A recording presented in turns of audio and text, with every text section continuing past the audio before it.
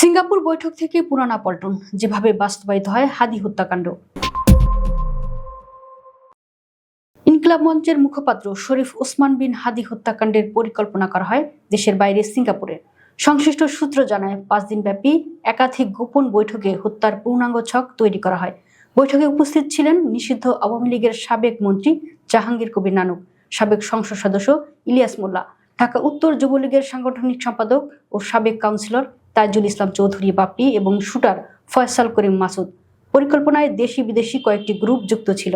অভিযোগপত্র জমা দেওয়ার আগে ডিএমপি মিডিয়া সেন্টারে এক ব্রিফিংয়ে ডিবির অতিরিক্ত কমিশনার শফিকুল ইসলাম বলেন, ইনকিলাব মঞ্চের মুখপাত্র হিসেবে হাদি নিষিদ্ধ আওয়ামী লীগ ও নিষিদ্ধ ছাত্রলীগের অধিক সহিংস কর্মকাণ্ড নিয়ে প্রকাশ্যে সমালোচনা করতেন। এতে একটি প্রভাবশালী নেটওয়ার্ক প্রতিশোধের মনোভাব নিয়ে তাকে হত্যার সিদ্ধান্ত নেয়। ডিবির তথ্যে জানা যায়, হত্যার মূল পরিকল্পনাকারী ছিলেন যুবলীগ নেতা ও কাউন্সিলর তাজুল ইসলাম বাপ্পি। আর 1 নম্বর আসামি করা হয়েছে সরাসরি গুলি চালানো ফয়সাল করিম মাসুদকে। এ মামলায় মোট 17 জনের বিরুদ্ধে অভিযোগপত্র দেওয়া হয়েছে। তাদের মধ্যে কয়েকজন এখনো পলাতক। ফয়সাল করিম, আলমগীর হোসেন, তাজুল ইসলাম বাপ্পি, জেসমিন আক্তার ও মুক্তি মাহমুদ। ডিবি জানায়, বাপ্পির নির্দেশে হত্যাকাণ্ডটি বাস্তবায়ন করা হয়। ছাত্রলীগের সাবেক নেতা ফয়সাল গুলি চালান এবং আদাবর থানা যুবলীগের কর্মী আলমগীর তাকে সহযোগিতা করেন। ঘটনার পরপরই তারা ভারতে পালিয়ে যান। তদন্তে দেখা গেছে, ফয়সালের ভগ্নিপতি মুক্তি মাহমুদ ও দালাল ফিলিপসনাল দেশ ত্যাগে সহায়তা করেন। ব্যবহৃত অস্ত্রের ব্যালিস্টিক রিপোর্ট ইতিবাচক এসেছে।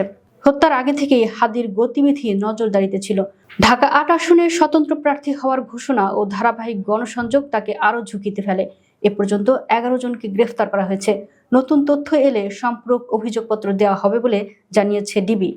ডিবির তথ্য মতে, হত্যা রাতেই বাপ্পির আত্মীয় আমিনুল ইসলামের সহায়তায় ফয়সাল ও আলমগীর সীমান্ত হয়ে ভারতে প্রবেশ করেন। বর্তমানে আমিনুল ইসলাম কারাগারে আছেন।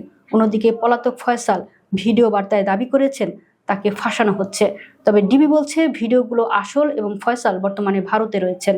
ডিবির তদন্তে আরও জানা যায়, গত বছরের 21 জুলাই ফয়সাল সিঙ্গাপুরে গিয়ে আওয়ামী লীগের 4 জন প্রভাবশালী নেতার সঙ্গে মালয়েশিয়া সীমান্তবর্তী এক হোটেলে বৈঠক করেন।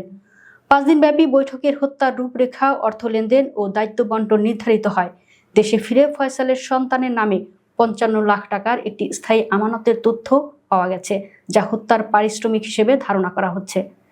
ডিবির ভাষ্য অনুযায়ী 12 ডিসেম্বর জুমার নামাজের পর রাজধানীর পুরানা পল্টনের কালভার রোডে রিকশায় থাকা হাদির মাথায় গুলি করা হয় এবং হামলাকারীরা মোটরসাইকেলে দ্রুত সরে যায়।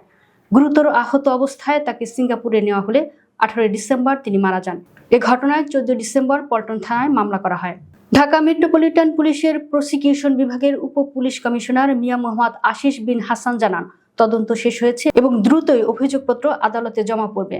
হাদি হত্যাকাণ্ড দেশের রাজনীতিতে মতভিন্নতার নিরাপত্তা ও পলাতক অপরাধীদের আশ্রয় দেওয়ার বাস্তবতা নতুন করে সামনে এনেছে। যদিও অভিযোগপত্র দাখিল হয়েছে, তবু মূল পরিকল্পনাকারীদের সবাই এখনো ধরা পড়েনি।